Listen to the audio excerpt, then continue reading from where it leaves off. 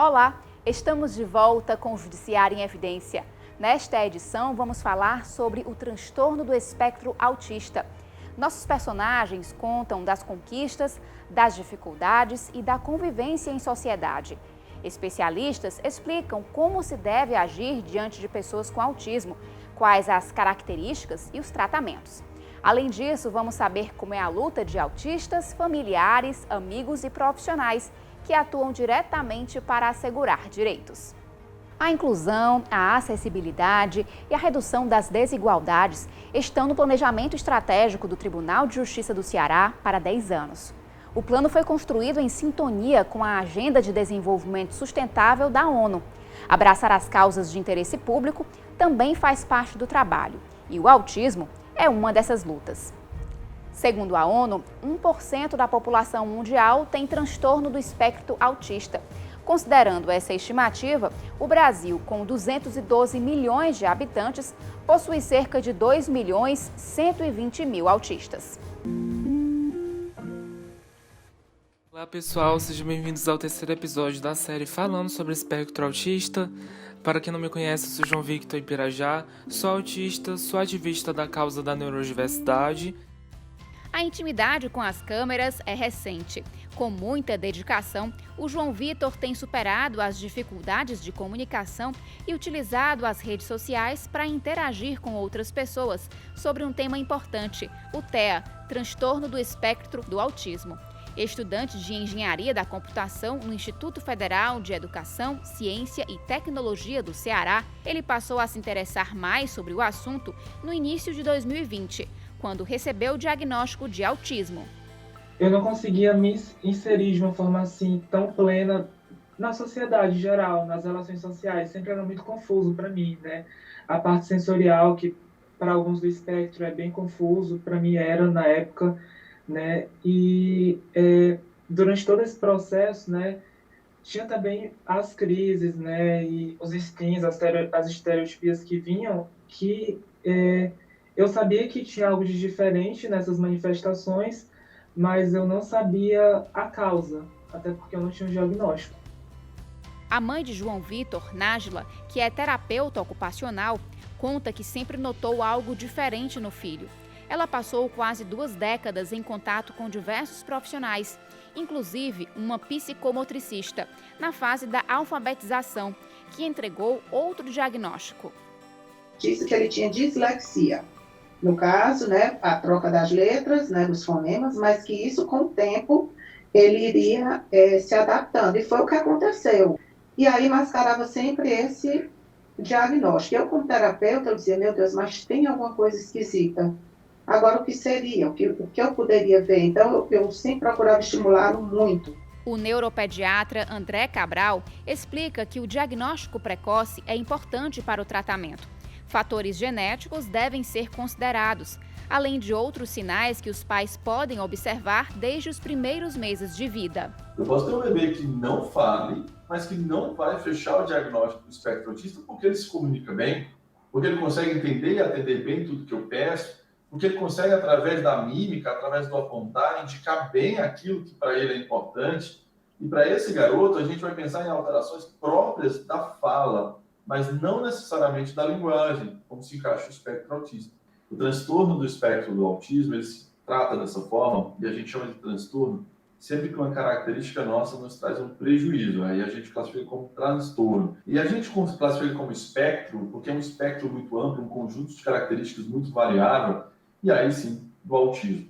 Então hoje, mais do que autismo infantil, a gente prefere usar o termo transtorno do espectro autista para definir um grupo de pessoas que têm características e dificuldades em uma área bem específica. E aí a gente pode estar pensando nas síndromes genéticas, e a gente pode pensar em pessoas que não têm síndromes genéticas, mas mesmo assim tem um fator atrelado a isso. Exemplo, crianças que têm síndrome de Down têm uma chance maior de características autísticas do que nas crianças que não têm síndrome de Down. Agora, a gente tem crianças sem características sindrômicas e que são autistas. E como é que eu sei que é genético? Porque a gente tem uma forte relação, por exemplo, em gêmeos univitelinos. Quando eu tenho um garoto que é gemelar univitelino de outro que tem características autísticas, a chance de que o outro gemelar também tenha é muito elevada, quase 90%. O diagnóstico já tardio de João Vitor veio depois de consulta com a psiquiatra Fátima Dourado. A especialista é fundadora da Casa da Esperança, que promove terapia, educação e vida plena para pessoas autistas. O trabalho teve início em 1993, em Fortaleza, e é referência nacional. As crianças da época estão entre os adultos que hoje participam do grupo Neurodiversos e são ativistas da causa, assim como o universitário João Vitor. Teve a onda médica, né, desde o início do Leocan, né? E depois teve a segunda onda, onde foram as mães que tomaram a frente, não só eu, mas no mundo todo, mulheres que criaram instituições e lutaram, e hoje é a onda em que os autistas falam por si mesmos. Então, hoje os autistas estão aí também dizendo como é que tem que ser a iluminação, né, como é que tem que ser a organização de um ambiente, né, para que essa pessoa com autismo ela possa se desenvolver e dar o seu melhor e dar o seu recado para o mundo. Então, não bastam as terapias, né, para modificar comportamento. É preciso modificar também o entorno social para que essa pessoa possa florescer e possa dar o seu melhor. Meu sonho é justamente poder estar mais presente, poder crescer no ativismo, né, ajudar mais jovens, mais crianças que não conhecem, né, sobre o espectro, ainda estão em dúvida se fazem parte do espectro, gerar uma conscientização global, para que as pessoas entendam que nós do espectro, nós temos sim uma capacidade grande que a gente pode contribuir para com o mundo, né, para com o nosso país, e que no futuro isso seja possível. Mas meu filho é muito gratificante para uma mãe, para o seu pai também, para a sua irmã. A gente vê o êxito, o seu esforço, a sua coragem, a sua determinação, a união da nossa família, a nossa religiosidade, o todo. Mas você é que é a peça fundamental. Vários profissionais desenvolvem um olhar especial a partir das experiências. A Renata, que é coordenadora escolar, faz na prática aquilo que defende: ensino inclusivo de crianças com autismo. O cenário colorido, bem lúdico, já denuncia onde a nossa equipe está. Estamos numa escola aqui em Fortaleza, olha, e seguindo os protocolos de segurança, olá. Posso seguir? Obrigada. É aqui que a nossa equipe vai contar a história de uma pessoa que tem uma entrega, um olhar diferenciado para a educação. E uma educação não só dentro de casa, mas uma educação muito melhor, uma compreensão melhor por conviver e vivenciar. Sou Renata Romero, tenho 46 anos, sou casada e tenho 3 filhos, 2 com diagnóstico de TEA, Vinícius e o Gustavo. Inicialmente, a descoberta para mim do autismo aconteceu com o meu segundo filho, o Gustavo. E o Vinícius veio bem depois, já com 10 anos. Ele até sofreu bullying na escola por conta disso. E aí, a partir de tudo isso, de toda essa demanda, de toda essa descoberta, eu caí na educação indo em busca de estudo. Hoje não sou formada em pedagogia, mas eu tenho o curso de psicopedagogia pela curiosidade de conhecer essa parte que é tão importante, que é a educação para os nossos filhos e para as crianças no geral. Então foi aí que nesse momento a mãe Renata se encontrou com a mãe profissional? Exatamente. Foi nesse momento que eu passei a ter um outro olhar para os demais.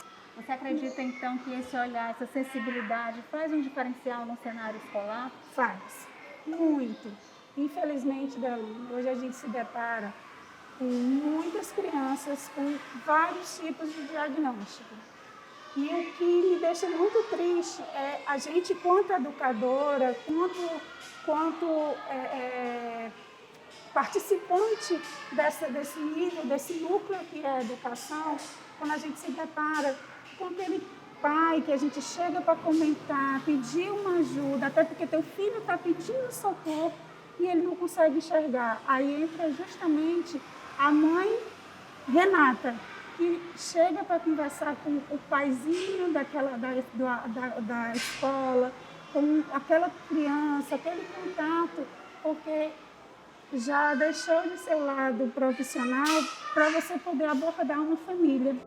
Acolhimento com cuidado que se torna fundamental, principalmente nesse período de pandemia. A rotina do autista ela é diária, então é o acordar, é o tomar o café, é o uso da máscara, sabe, que após o lanche vai ser...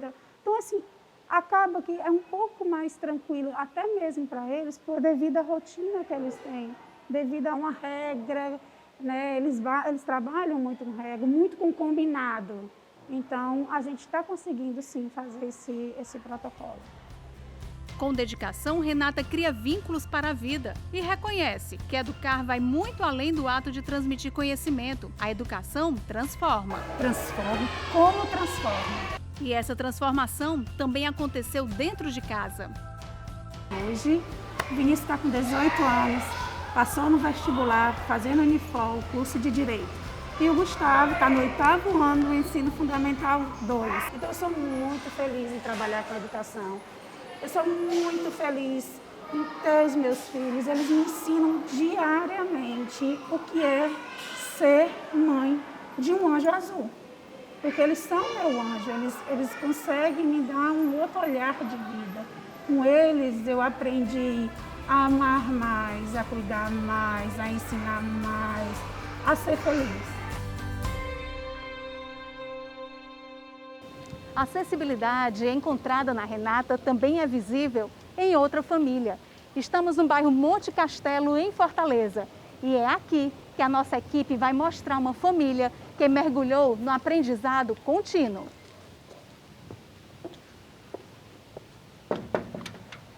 Olá! A brincadeira leva o pequeno Benjamin a viajar com a imaginação. O menino, que tem 4 anos de idade, é a alegria da casa. Faz pouco tempo que a família descobriu o diagnóstico de autismo. A partir daí, um novo olhar vem sendo construído. Foi muito difícil, o momento do diagnóstico ele é um momento muito solitário, né? Então eu busquei redes de apoio e eu fui estudar, fui buscar conhecimento, porque eu acho que o conhecimento ele abre mais a mente, né? E como eu precisava do apoio da minha família, eu tinha que entender o que era o autismo para poder passar para minha família o que era, né? Com cuidado, Cristina escreveu uma carta para explicar aos familiares sobre o diagnóstico do Benjamin. Há algum tempo, eu percebi que tenho algumas dificuldades. E essas dificuldades me tornaram um menino especial. A minha doutora chamou essas dificuldades de autismo leve. Mas mamãe e papai chamam de esforço a mais em conjunto. No geral, eu sou igual a todos vocês. Mas relaxa, tudo vai continuar como antes. Não somente continuou, mas aumentou o aprendizado. Olha, o Benjamin movimenta toda a casa. A nossa equipe é desconhecida aqui na casa do Benjamin. E ele não se intimidou. Está trazendo os brinquedos, conversando, olhando com curiosidade para toda a equipe. Cristina, dizem, né, rotulam como autista tem limitações, mas Benjamin, através de toda a família, olha ele querendo conversar aqui com a gente, com você, prova completamente o contrário, né? Isso, nenhuma criança é igual a outra, né? Muito menos um autista é igual a outra, né? Então, assim, através de terapias, né, do convívio, de todo esse tratamento, ele sim evoluiu muito. E as características padrões, né, como você falou, ela pode sim ser apresentada ou não em um autista e intensidades diferentes. Evolução que a Cristina também conta que aconteceu com ela. O que é que mudou aí dentro? Ai, tudo. Mudou o olhar com as outras pessoas, com o mundo, com a minha profissão. A Cristina como advogada, o que é que a Cristina realmente pode olhar? A Cristina que começou há uns 10 anos e hoje a Cristina na causa. O autismo, ele traz uma visão muito humana, muito empática, que muitas vezes a gente nessa loucura, nessa rotina, a gente esquece, né? E isso trouxe para a minha realidade hoje, né? Não só esse olhar empático para todos os meus clientes, né? Mas para essa conscientização, né? Que o diferente existe, que nós devemos respeitar, né? E principalmente buscar os direitos, que os direitos realmente sejam exercidos. Quantas Cristinas e Renatas encontramos por aí? Elas, como muitas outras, carregam esforço, dedicação, sabedoria e muito acolhimento. Muitas vezes a gente precisa muito mais, né, do que o exercer o direito, né, de uma ação judicial, é você ser acolhido, saber que uma pessoa, né, se preocupa e que está ali para lhe explicar sobre os direitos e vai lutar pelos seus direitos mesmo, para que ele realmente seja exercido. Você que é mãe, você educa. E você que é educadora, não deixa de ser mãe. Porque você pode até não ser mãe, mas você passa a ser mãe a partir do momento que você acolhe todo dia aquela criança que te dá um bom dia, que te dá um abraço, que te dá um cheiro, um aconchego. Então não tem como você desmembrar no coração. De acordo com a agência do Departamento de Saúde dos Estados Unidos, 1 em cada 54 crianças é autista. E o número em meninos é 4 vezes maior do que em meninas. Conheça agora os irmãos Fernando e Miguel, que desde cedo desenvolveram habilidades com outros idiomas e leitura. Shapes. Triângulo. Como Triângulo. Triangle. E círculo. Círculo. Em inglês. Circle. E retângulo em inglês. Rectangle. Quadrado. Square. Inglês e espanhol estão entre os idiomas que Fernando Filho rapidamente aprendeu assistindo desenhos animados. O pai, Fernando Costa, que é servidor do Judiciário Estadual, conta que o menino, atualmente com 7 anos de idade, se interessou por italiano e até japonês. A habilidade com línguas estrangeiras foi percebida quando ele começou a falar. Ele, com 2, 3 anos, ele já sabia falar, contar em espanhol, contar em inglês, sabia nome de cores, de frutas em inglês, né? Então, e até hoje ele tem muito prazer em ter contato com outras línguas, né? Já o Miguel, também filho do Fernando, desenvolveu a leitura antes mesmo de completar 2 anos de idade. A minha esposa estava trabalhando e tinha um documento que ela estava observando no computador que tinha a palavra relatório. E ele, bem pequeno, ele se aproximou e disse relatório, né? Ele leu a palavra. E também, nessa mesma época, ele começou a ler outras coisas. Por exemplo, tem uma almofada no meu quarto que tem cinema. Aí eu estava assistindo o filme, ele chegou e disse cinema. Ao contrário de João Vitor, que mostramos no início do Judiciário em Evidência, Fernando e Miguel receberam o diagnóstico de autismo logo nos primeiros anos de vida. Os pais dos meninos também procuraram uma equipe multidisciplinar para que eles passassem por diversos exames. E no caso deles, a escola teve papel fundamental para a descoberta do transtorno e para os avanços cotidianos. A escola também teve um papel muito importante nesse período do diagnóstico. As professoras, né? As professoras, eu lembro de uma professora, uma frase da tia Tetê, que ela disse assim, olha, você não desista, porque às vezes a gente vai para as festas infantis e eles se incomodam, eles não fazem o que as outras crianças fazem. E isso às vezes acaba frustrando um pouco, né? A gente espera que eles se apresentem e eles reagem diferente. Eles têm crises, né? Eles choram. E aí a gente pensa em tirar logo daquele meio para ver se eles ficam calmos. E aí uma professora chegou para mim e disse, não desista. Tente mais uma vez. Aí a gente tenta até conseguir. O Fernando Filho é ex-aluno da creche do Judiciário Cearense e o Miguel está no Infantil 4.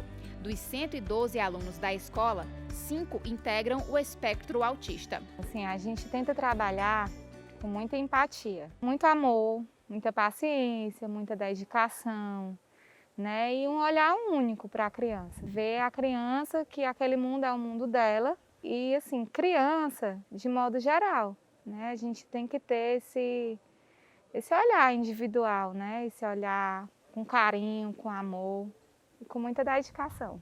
A gente luta muito por um ambiente que seja um ambiente inclusivo. Um ambiente inclusivo é você preparar um ambiente único, onde você vai colocar pessoas que são totalmente diferentes umas das outras.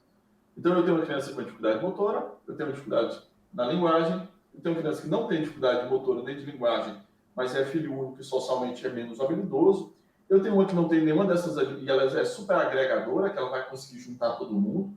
Então, eu boto todo mundo na mesma sala e eu coloco pessoas preparadas para lidar com essa situação. Isso é inclusão. Se eu decido que eu vou ter nessa escola, eu vou aceitar crianças autistas, mas eu vou colocar uma sala ultra, mega massa para crianças autistas, eu não estou sendo inclusivo. Eu estou promovendo uma coisa chamada segregação. Isso não é bom, nem para a criança autista, nem para aquela outra criança que perdeu a chance de conhecer uma criança autista e crescer junto com ela. Feito o diagnóstico, ou mesmo feito a suspeita diagnóstica, o tratamento é estímulo. O estímulo precoce tem se mostrado uma principal forma de tratamento. A gente sabe que o estímulo precoce é ainda mais importante do que uma reabilitação. Estimular é quando você identifica um atraso e você começa a fazer já o tratamento. Reabilitação é quando você tem um quadro instalado e aí você tenta recuperar algo que se perdeu ou que já deveria ter sido instalado pelo tempo que passou. O profissional deve identificar quais são as dificuldades das crianças e aí sim, projetar um plano terapêutico para que aquela criança receba aquilo que de melhor pode ser oferecido a ela. E essa interação deve ser estimulada também dentro de casa. Eu fico brincando com o Fernando às vezes à noite, aí às vezes a gente brinca lá fora. Eu às vezes jogo xadrez com ele. O Miguel eu às vezes não brinco tanto com ele, mas ultimamente eu tô tentando melhorar assim, nisso. E a mamãe tá me ajudando. Assim que eu acordo, eu me levanto, eu faço o leite dele. Aí depois eu vou assistir a aula. A relação de amor entre os irmãos é motivo de orgulho para os pais. Flávia e Fernando sonham que os três tenham oportunidades iguais para trilhar o próprio futuro. A gente quer que eles sejam independentes, né? Porque a gente, assim, pensa assim, quando nós não estivermos mais aqui, quem vai cuidar deles? É esse o nosso maior trabalho, para que eles conquistem essa independência, né? E a gente já prepara o Gabriel também para estar sempre dando um apoio para eles, no caso da gente não conseguir. Eu, particularmente, eu desejo que eles tenham independência. Né? É o que eu mais desejo. Eles tenham condição de conviver com as demais pessoas e se desenvolver profissionalmente, pessoalmente, que tenham relacionamentos com amigos e namoradas, enfim. E muitas vezes, a luta das pessoas autistas chega ao judiciário. Porque você não efetivar os direitos das pessoas com deficiência, os direitos das pessoas com autismo, existem penalidades, né? Existem multas, detenções, pode ser considerado preconceito, que é o capacitismo. As pessoas elas têm que começar a entender que já passou da época desses direitos serem efetivados, né? Gabriele Bezerra é vice-presidente da Comissão de Defesa dos Direitos das Pessoas com Deficiência da OAB Ceará. Mãe de autista, a advogada tenta orientar as famílias sobre os direitos que muitas vezes não costumam ser efetivados. No caso da gente aqui do Ceará, ela é uma comissão já permanente, ela não é uma comissão especial, né, temporária, e ela atua na defesa dos direitos das pessoas com deficiência, né, quando tem, por exemplo, situações que afetam não só o coletivo, mas situações individuais. Quando alguém precisa entrar com um processo, né, judicial, geralmente a gente orienta, buscar defensoria ou então denuncia ao Ministério Público. Nós temos toda essa rede de apoio da pessoa com deficiência, né, estadual aqui no Ceará. E essa rede de apoio é importante, porque Gabriele explica que os casos são diferentes. Por esse motivo, a luta é permanente para conscientizar os direitos previstos em lei. A gente tem que ver que num processo, a gente pede aquilo que a gente acha que tem direito, mas nem sempre aquilo que a gente acha que tem direito realmente é o que vigora, né?